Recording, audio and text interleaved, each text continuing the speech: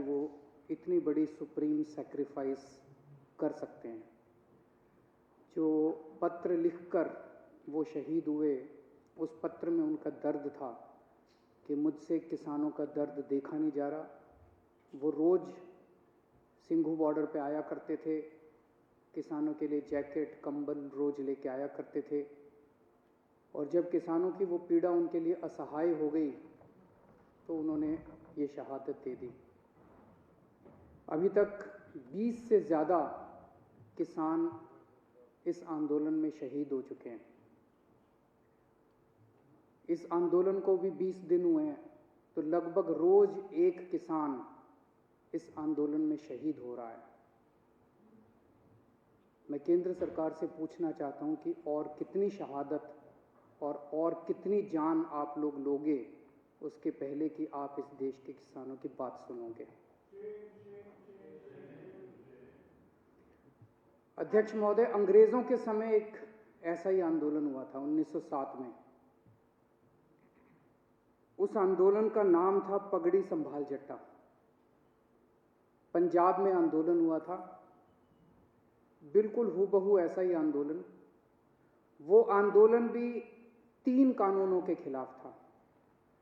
अंग्रेजों ने 3 कानून पास किए थे, Bari Doab act, Punjab land colonization act, Punjab land alienation act.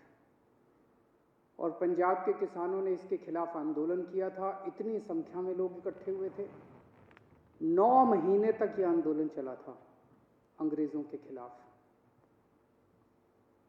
तो एक तो ये केंद्र सरकार ये ना समझ ले कि ये किसान आसानी से जाने वाले हैं। उस आंदोलन की लीडरशिप की थी भगत सिंह के पिताजी ने, किशोरी सिंह जी ने, और भगत सिंह के चाचा ने, अजीत सिंह जी ने। उन दोनों ने मिलकर एक भारत माता निर्माण सोसाइटी बनाई थी। उस सोसाइटी की लीडरशिप के अंदर वो आंदोलन हुआ था इन 3 कानूनों को खारिज करवाने के लिए। उस वक्त भी अंग्रेज सरकार ने कहा था थोड़े अमेंडमेंट कर देते हैं। कई राउंड्स ऑफ डिस्कशन हुए थे। अंग्रेज सरकार ने कहा कि इसमें थोड़े बदलाव कर देते हैं, लेकिन किसान डटे हुए थे कि हमें 3 कानून वापस करवाने हैं।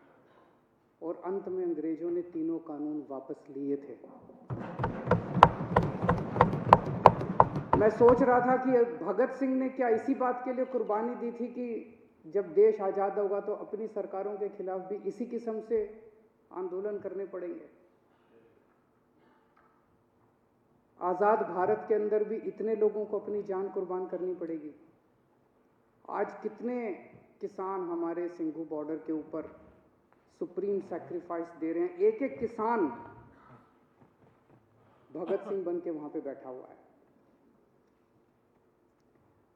केंद्र सरकार कह रही है कि किसानों को कानूनों का फायदा समझ नहीं आता। तो केंद्र सरकार ने अपने सारे बड़े दिग्गज नेता, जितने बड़े बड़े इनके नेता हैं, उनको उतारा है कि समझाओ, और वो समझा रहे हैं। आज योगी आदित्यनाथ जी, जो भारतीय जनता पार्टी के बहुत बड़े नेता हैं, उत्तर प्रदेश के मुख्यमंत्री हैं, वो टीवी में आ रहा था, शायद बरेली में 20,000 किसानों की रैली उन्होंने की। उनको कहा गया भाई इन 3 बिलों के फायदे समझाओ, तो फायदे समझाने लगे वो। मैं सुन रहा था उनका भाषण। तुम्हारी जमीन नहीं जाएगी, ये फायदा है क्या? वो तो थी अभी तक, अब जाएगी नहीं, मतलब ये क्या फायदा है? तुम्हारी मंडी बंद नहीं होगी, ये फायदा है क्या? तुम्हारी मंडी बंद नहीं होगी, तुम्हारी जमीन नहीं जाएगी, तुम्हारा ये, अरे भैया ये तो था ही हमारे पास, फायदा क्या है? तो इनसे किसी से पूछ लो, ये भी इतने सारे बैठे हैं, किसी से पूछ लो, किसी भाजपा वाले से, कि फायदा क्या है? वो बता रहे हैं कि आ रहा हूं मैं उस पर, फायदा और नुकसान दोनों, नफा नुकसान बताऊंगा, चिंता ना करो। तो इनसे किसी से पूछो भाजपा वाले से फायदा क्या है, तो सारे जनों को एक लाइन रटा रखी है, किसान अब अपनी फसल पूरे देश में कहीं भी बेच सकता है। यही कहते हैं ना ये।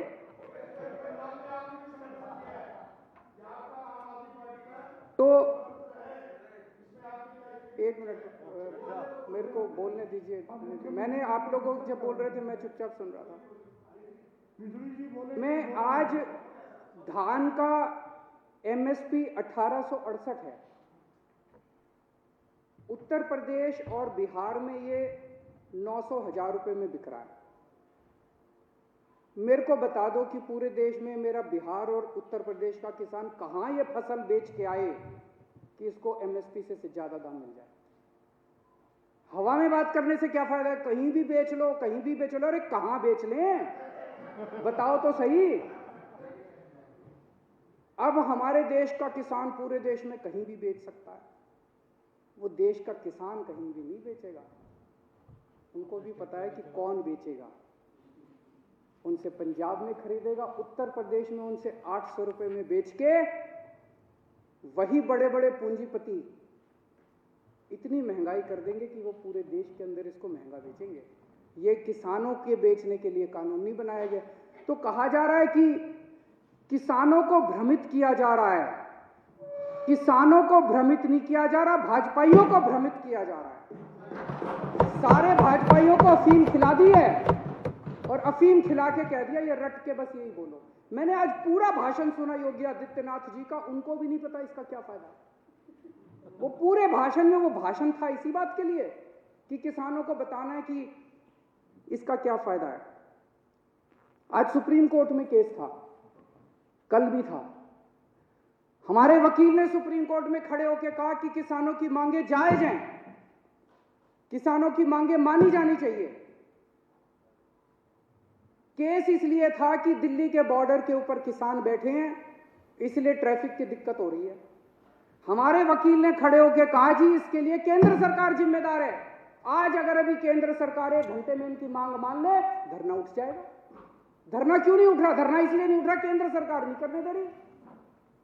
तो केंद्र सरकार का वकील बोलता है कि ये दिल्ली सरकार का वकील तो किसानों का वकील बन के बना हुआ है। मैं केंद्र सरकार वाले को कहना चाहता हूं, तुम भी किसानों के वकील बनो, तुम भी किसानों का काम किसके लिए करो। किसान इस देश का निर्माता है और अगर किसानों की वकालत नहीं करोगे तो किसकी वकालत करोगे? दलालों की वकालत करोगे। एक कई लोग मुद्दा उठा रहे थे कि कोरोना काल में ऑर्डिनेंस क्यों पास किया गया, ऐसी क्या जल्दबाजी थी। अभी यह कानून शायद 70 साल के भारत के इतिहास में पहली बार हुआ होगा कि राज्यसभा के अंदर बिना वोटिंग के, वहां पे राज्यसभा अध्यक्ष ने पास करके पास कर दिया, जबकि पूरा हाउस चिल्ला रहा था। जैसे आप यहां बैठे हैं, कई बार हाउस चिल्लाता है, आपने तो कभी बिना वोटिंग के कोई कानून पास नहीं किया। अगर हाउस चिल्लाता है आप 10 मिनट के लिए एडजर्न कर देते हो, फिर दोबारा बैठते हैं, फिर हाउस ऑर्डर में आ जाता है, फिर वोटिंग कराते हैं।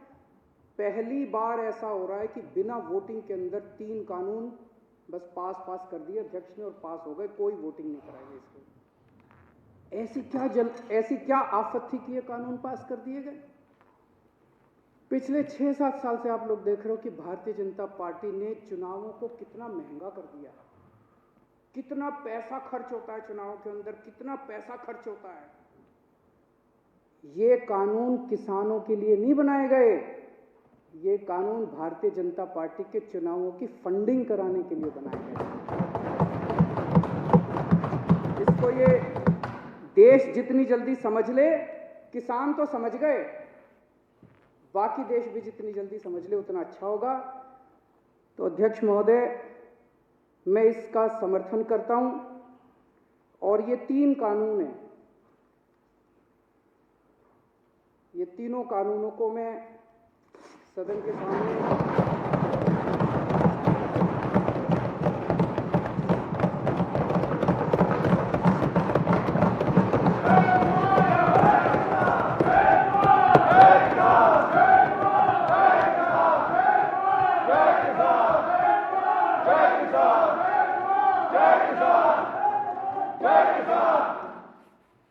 इन दोनों कानूनों को फाड़ते हुए मुझे बेहद दर्द हो रहा है।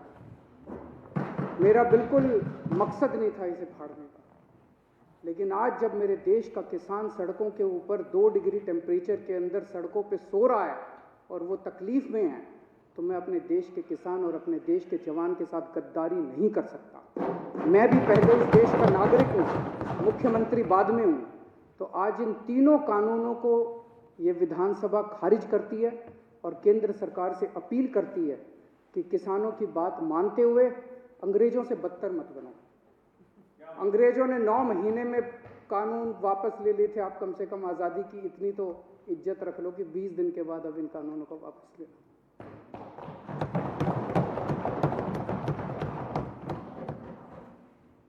सदन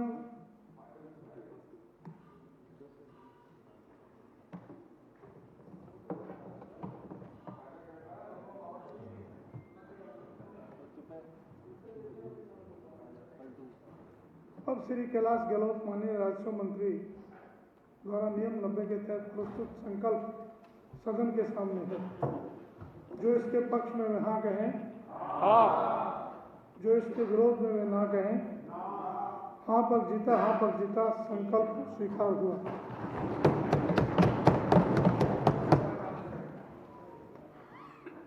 अब श्री सत्येंद्र जैन जी माननीय ऊर्जा मंत्री कार्य सूची के बिंदु क्रमांक 2 में दर्शाए